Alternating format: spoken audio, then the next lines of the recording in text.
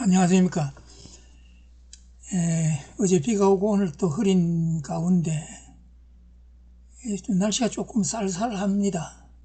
지금 여기는 역시 연두색 황리연으로 아마 찬란합니다. 아마 햇빛이 나떨어지면은 더 화려한 풍경이 아니겠나 생각됩니다.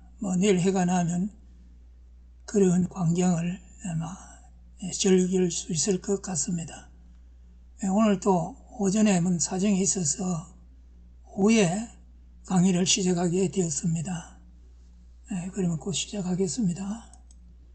오늘은 남은 고을 춘향이보다 더 열려였던 여인, 남은 고을 춘향이보다 더 열려였던 여인, 성리학을 집에 이대 올르기로 삼았던 조선왕조 시대에 충효 열에 최고의 가치를 두었습니다. 그 왕에 대한 충성과, 즉 그때는 왕이 곧 나라였기에 왕에 대한 충성이 곧 국가에 대한 충성이었습니다. 그리고 효는 부모에 대한 효성이었습니다. 그리고 열은 부인이 남편에 대한 사랑과 순종과 정절입니다. 결혼한 여자가 남편을 지극히 사랑하고 정열에 뛰어난 것이 인정될 때에 임금은 일념을 하사하고 그 후손들에게 배설을 내리고 그 고을에도 특혜를 주었다고 합니다. 그러다 보니 많은 연례들이 나왔으며 문중에서는 억지로 연례를 만들어내기도 하였다는 것입니다. 대표적인 연례를 말하자면 춘향전으로 유명한 남은 고을 춘향이를 들 수 있습니다. 춘향전은 판소리 창으로 만들어졌으며 영화로 만들어져 유명하게 된 겁니다.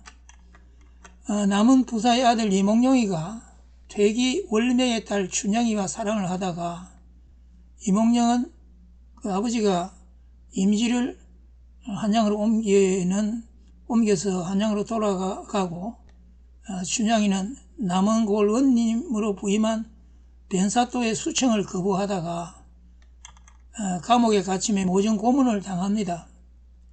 춘향이는 일구월심 이몽룡을 그리워하며 변사또의 수청을 거부하며 모진 고문을 견뎌냅니다.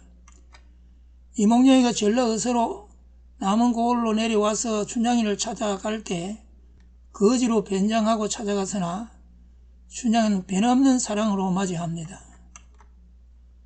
남은 고을 춘향이보다 더 남편을 사랑하며 헌신한 옛날 옛적에 살았던 한 여인이 있습니다. 그 여인은 아브라함의 아내 사라입니다. 사라가 남편 아브라함과 함께 하나님의 지시를 받고 하란을 떠나 가나안 땅으로 갈 때에 65세였고 남편 아브라함은 75세였습니다. 두 사람 몇 세에 결혼을 하였는지 알 수 없지만 그때까지 자식이 없었습니다. 아브라함 부부가 가나안 땅에 들어가서 얼마 되지 않아 그 땅에 기근이 들었습니다. 목축을 생업으로 하는 사람들은 기근이 들면 초지를 찾아갑니다. 아브라함은 가족들을 이끌고 애굽으로 들어갑니다. 애굽 땅에는 나일강이 있어서 기근을 견딜 수 있습니다. 애굽으로 들어가면서 아브라함은 아내 사라에게 두 사람의 관계를 부부 관계가 아니라 남매 관계로 하자고 제안합니다. 부부 관계라고 하면 사라를 탐내는 자들이 사라를 빼앗으려고 아브라함을 죽일 것 같다고 말합니다. 사라는 남편 아브라함의 제안을 받아들입니다. 애굽 사람들이 보니 어떤 가정이 그들의 땅에 들어왔는데 여자가 절세 미인입니다. 사라의 미모가 애굽 사람들에게 소문이 났습니다. 사라의 미모에 대한 소문은 애굽 왕에게까지 전해졌습니다. 애굽 왕은 사라의 미모에 관심을 가지고 신하들에게 물어보니 신하들이 굉장한 미인이라고 칭찬을 합니다. 애굽 왕은 사라를 자신의 아내로 삼겠다고 데려가 버렸습니다. 아브라함은 사라를 아내가 아니라 누이라 하였으니 막을 재주가 없습니다. 아브라함은 졸지에 아내를 잃어버렸습니다. 멀쩡한 아내를 누이라 한 것은 대책 없는 처신입니다. 사라는 졸지에 애굽 왕의 왕비가 됩니다. 왕비는 부귀영화와 건세를 이룰 수 있는 신분입니다. 궁중에서 시내들의 시중을 받으며 호화로운 생활을 할 수 있습니다. 아브라함이 지키지 못한 아내 사라를 하나님께서 애굽왕을 책망하시고 찾아서 돌려주십니다. 꿈에 하나님의 책망을 받은 애굽왕은 깜짝 놀라며 사라를 아브라함에게 돌려줍니다. 사라는 자신을 버린 졸장구 남편 아브라함에게 돌아갑니다.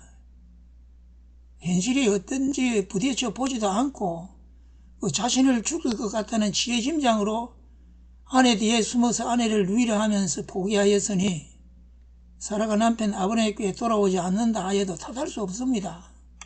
그러나 사라는 애굽왕의 왕비의 신분과 부귀영화를 포기하고 아브라함의 초라한 유목민의 장막으로 돌아옵니다.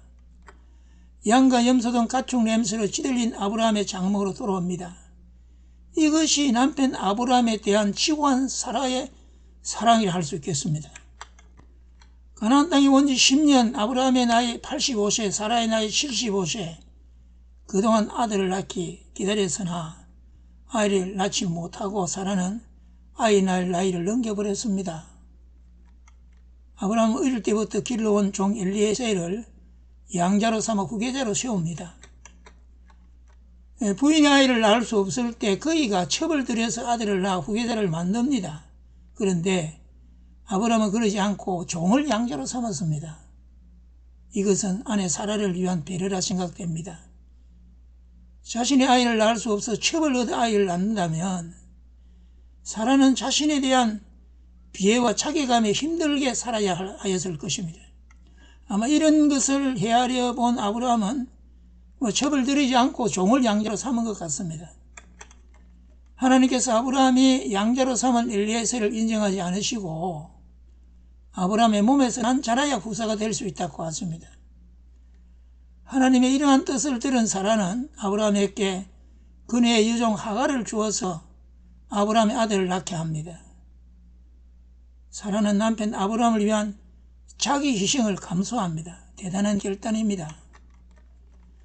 그 후 사라의 나이 89세 때 아브라함은 블레셋 땅으로 가서 또 한 번 사라를 유일하였다가 이번에는 그랄왕 아비멜렉이 사라를 아내로 삼겠다고 데려가 버렸습니다. 이때도 하나님께서 바로 그날 밤을 지나지 않고 아비멜렉을 책망하시고 사라를 돌려보냈습니다. 자기 목숨을 부지하기 위하여 2번씩이나 아내를 유일하며 아내를 포기하고 자기 목숨을 지키려 한 대책 없는 유약한 남편이지만 탓하지 않고 남편 곁으로 돌아오는 이 여인이 어찌 연려가 아니겠습니까? 감사합니다. 한 주간도 건강하고 평안한 한 주간 되기를 항상 기도하고 있습니다. 감사합니다.